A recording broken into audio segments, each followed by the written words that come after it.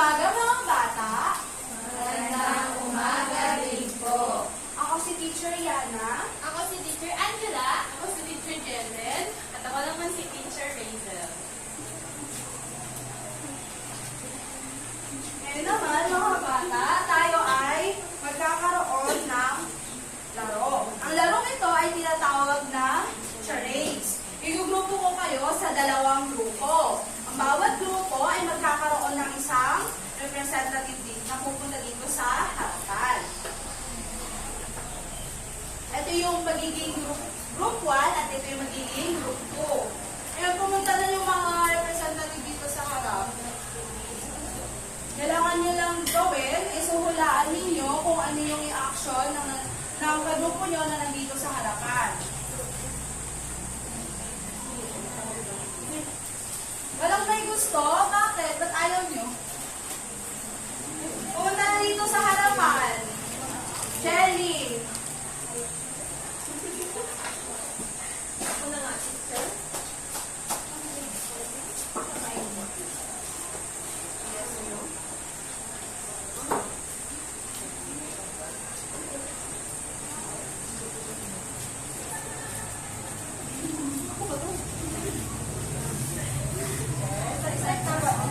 Pwede na kayong mag-start.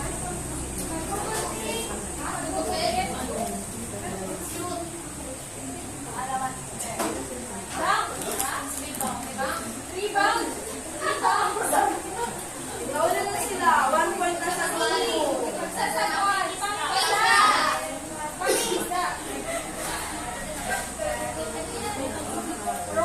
Last point set para sa teacher. Kung sino yung unang mga sagot, siya na yung...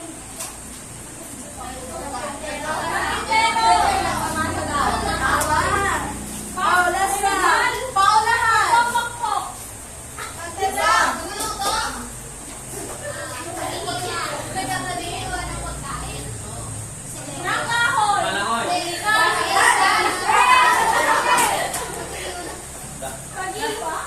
Okay na. May natalo na.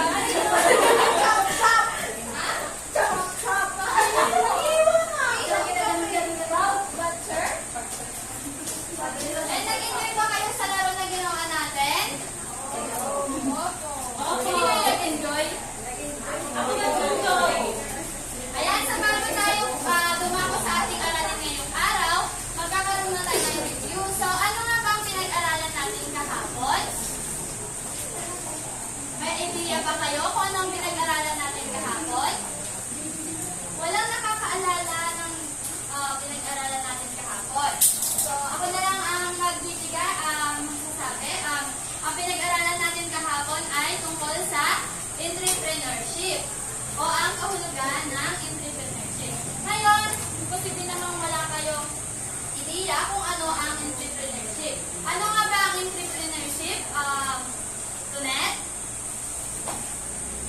Ang entrepreneurship po ay tumutuloy sa paggawa at pagpapalago ng negosyo o ng mga negosyo upang kumita ito. Ito ay isang sining at kakayahan sa pagnegosyo. Tama. Ang entrepreneurship, ito yung pag-negosyo o pagbuo ng negosyo.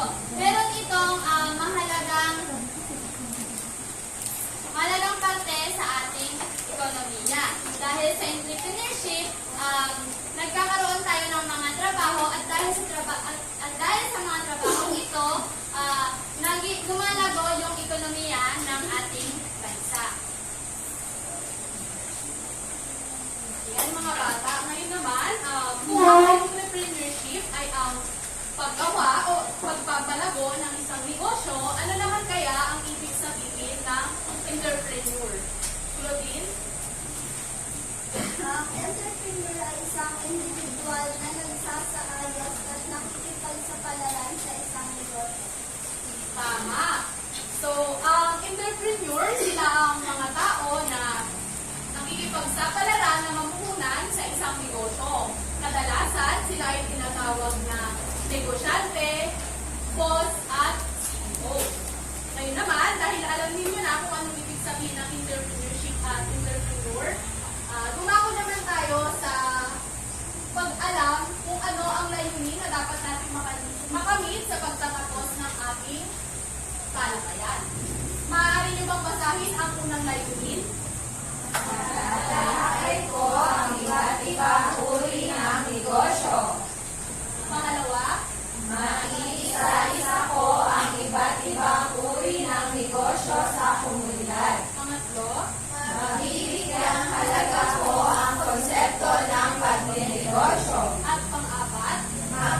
lahong ako ng may kasiyahan sa klase.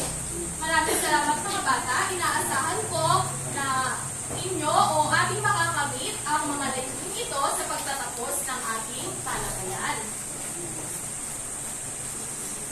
Ngayon naman ay hahatiin ko kayo sa dalawang grupo. Ito ang unang grupo at ito naman ang ikalawang grupo. Meron ako sa inyong ipapakitang mga logo at ang gagawin nyo lamang ay magunahan kayong hulaan ang mga ito. Handa na ba kayo? Oo! Okay, yung una. Galing! Pakitaas na lang yung kamay ng ng gustong sumagot. Susunod. Pakitaas ang kamay. Antoinette. Tama. Yung susunod naman, Jelly. Si Jogging Teacher. Susunod naman, Darlene. Tama. Ito naman, ano ito? Melvin. Ito, ano to? Pakitaas lang kami ng gustong sumagot. Angeline. Angeline. Tama. Ito naman, ano to? Jessa. Tama. Ito, ano to? Pakitaas ng kamay. Diana. Tama. Ito, ano to? Kasi hindi pa kayo nakapunta dito. Celeste, ano to? Tama. Ito naman huli, ano to? Takto. Yan, ang gagaling nyo naman. Sa tingin niyo mga bata, ano ang mga tawag sa sari-sari store, barber shop, or bakery? Anong tawag sa mga ito? Tama.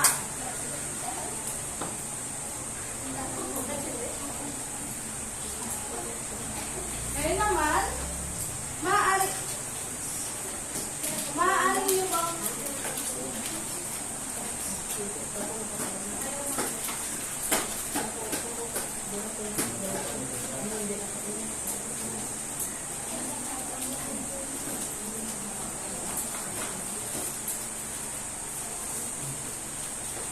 Ngayon naman, sino gusto magbasa ng uri ng negosyo? Jeremiah, pwede bang pakibasa ang sari-sari store? Ang sari-sari store ay isa sa pinaka-pangkaraniwang negosyo na makita natin sa ating komunidad. Ito kasi ay maaari mong itayo sa halat mismo ng inyong bahay. Basta may sapat na espasyo at puhunan ay maaari ka na makapagtayo sa Tama. Salamat, Jeremiah. Ang sari-sari store ay pangkaraniwang negosyo na makikita natin sa komunidad. Dahil ang sari-sari store ay maaari kang magpatayo nito basta sa harap ng bahay ninyo, basta mayroong sapat na spasyo o di kaya puhunan, ay maaari kayong makapagpatayo ng sari-sari store. So, sino sa inyo ang merong sari-sari store sa bahay? Sino rin sa inyo bumibili sa sari-sari store at ano ang mga binibili ninyo? Teacher, ano tinda ni Grace? Magaling mga bata.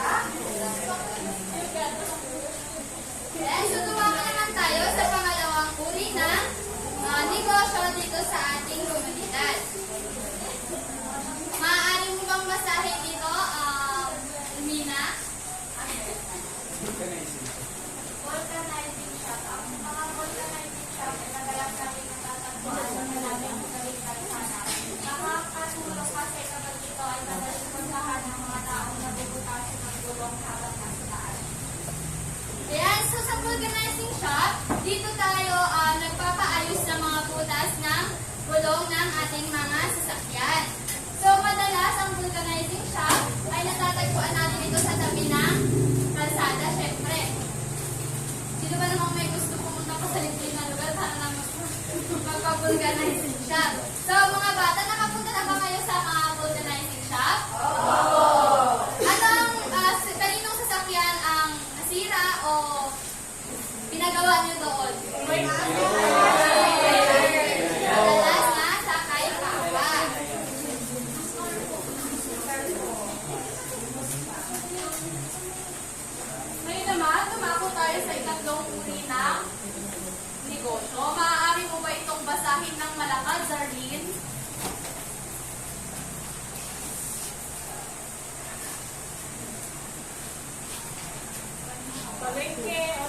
shop.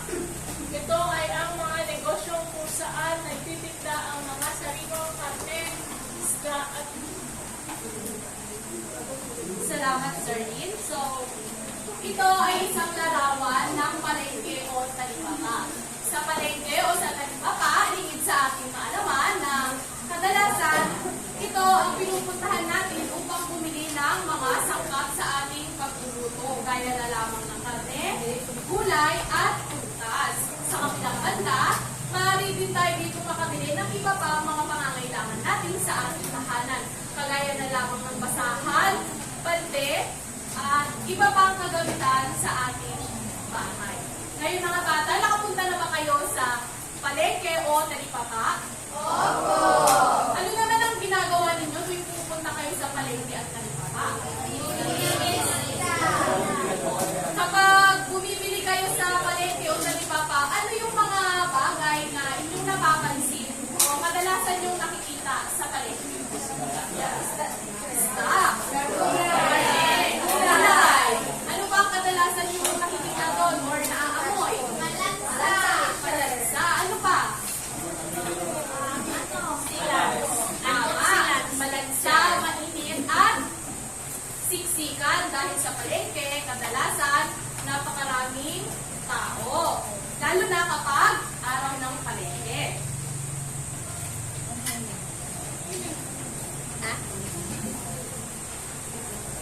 So, sino naman gustong magbasa ng barbershop o salon?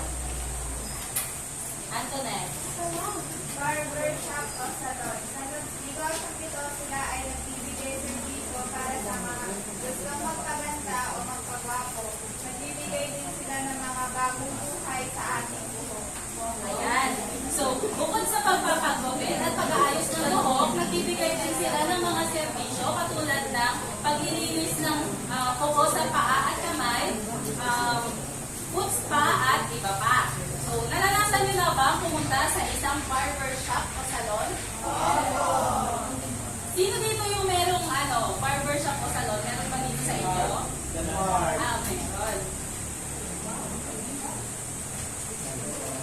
So, ganito yung itsura ng barbershop o salon.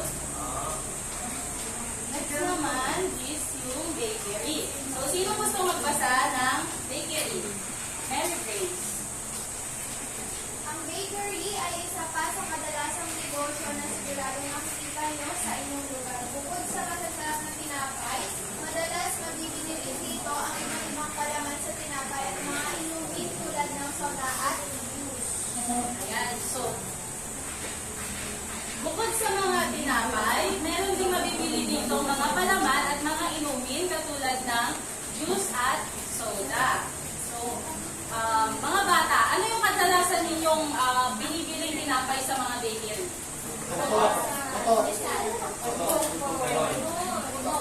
Wow, mukhang masasarap na yung mga tinapay na binibili.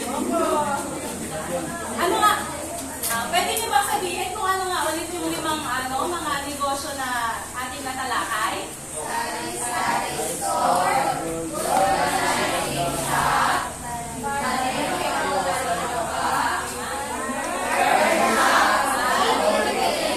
Mahusay, mga bata. Ngayon naman, nalaman na natin ang iba't ibang uri ng negosyo sa ating pamayanan. Ngayon naman ay magkakaroon kayo ng isang masayang gawain. Gagawa kayo ng maiksing dula-dulaan o role play at hahatiin ko kayo sa 4 na grupo. Ito ang magiging unang grupo, pangalawa, pangatlo at pang-4. Ang bawat grupo ay ibabahagi ang kanilang karanasan sa pagbili batay sa negosyong kanilang tinalakay. Halimbawa na lang sa sari-sari store. Diba, pag pumupunta kayo, ang kadalasang nangyayari ay meron yung hindi lumalabas agad yung tindera o kaya inahabol ng aso. Ngayon naman, bibigyan mo kayo ng 5 minuto para maghanda at 2 minuto para i-present ang inyong mga gawain.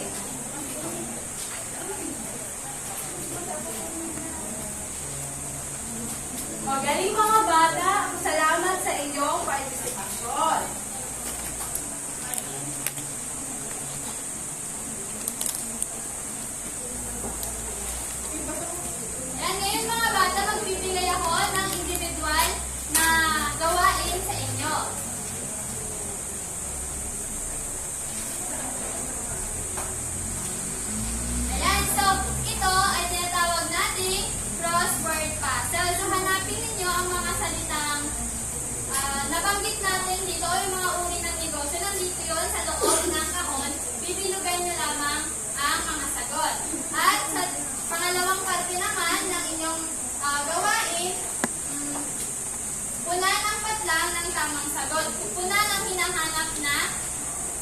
ibig sabihin ng tinatanong ng pakipasa sa harap pagkatapos ninyong sagutan.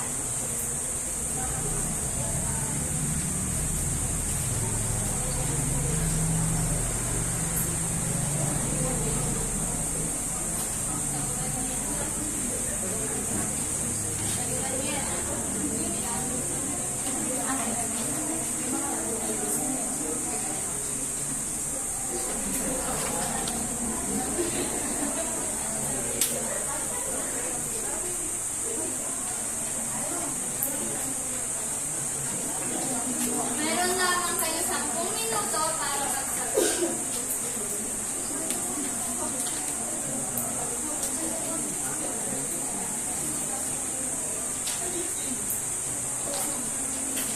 Tapos na ba kayo mga bata? Opo! Hindi pa ata.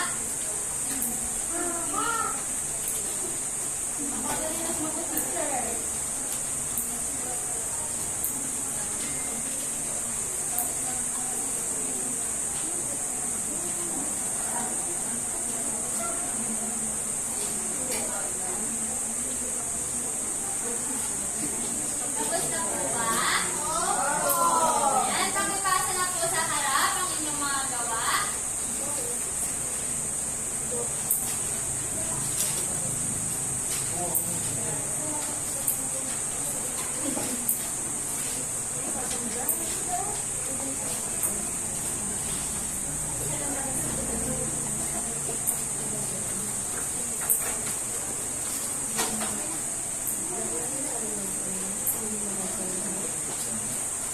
Ayan mga bata, matapos kayong nagsagot ng inyong aktibidad, maaari nyo ba sabihin o ibahagi sa akin ang mga benepisyo ng mga negosyong nakatayo sa ating komunidad? Claudine? Dahil sa mga negosyong ito, madali natin nabibili ang ating mga pangangailangan. Tama, dahil sa mga negosyong ito, nagiging mas madali ang mga bagay-bagay sa atin. Kaya na lamang kapag nagluluto ang nanay ninyo at naupusan siya ng toyo.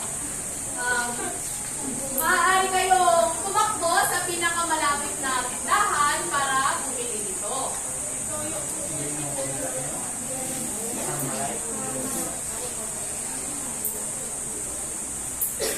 Ayan, so, ano-ano nga ulit yung mga negosyong natalakay natin? Sari-sari store, mall, canteen shop, barber shop, salon, palengke, elapot, talipapa, o bakery. Tama. So, ano naman yung negosyo na nagpapakita ng iba't ibang paninda katulad na lamang ng suka, candy, at iba pang mga Tama. Ano namang negosyo? Ano namang ang tinatawag sa negosyo? Nagtitinda ng mga sariwang karne, isda, ulan. Ano palengke o talipapa. Kaya ano namang negosyo ang tawag sa nag-aayos na malambot na gulong at mga sasakyan? Tama. May mga bata, ano namang negosyo ang nagbibigay ng serbisyo sa mga taong gustong magpaganda, magpagwapo, magpaayos ng buhok, magpaayos ng kuko. Tama, ito ay ang barbershop o salon. Ngayon naman, yung negosyo na nagbibenta ng mga masasarap na tinapay? Tama. So, kung kayo ang magkakaroon ng negosyo, ano ito at bakit? Sinong gustong sumagot? Rachel.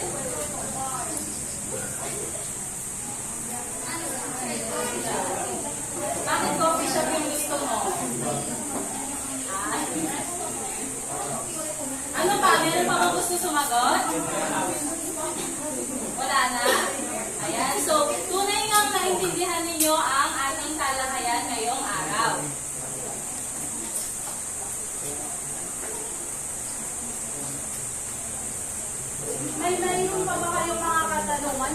bata? Kung malinaw na, bigyan natin ang ating mga sarili ng we did it clap. Sino may alam nun? Ganito yun. We did it, we did it, we did it today. We did it, we did it. Hep, hep, hooray! O, tayo lahat. Gawin natin to. Gawin natin. Teacher, marami hindi nakatayo doon sa kabila. Yung mga nasa likod, mag-participate po kayo. Ready na ba ang lahat? Sabayan niyo ako. We did it, we did it, we did it today. We did it, hep, hep, hooray!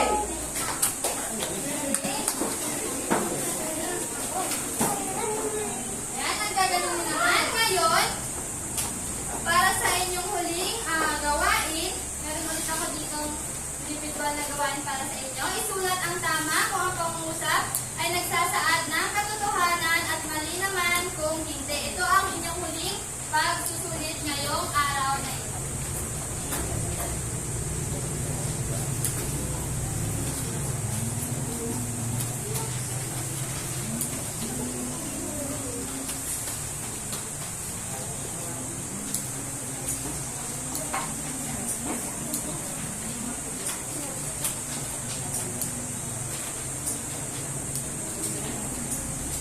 Pag natapos na ninyo, ay pwede nyo na ipasa dito sa harap.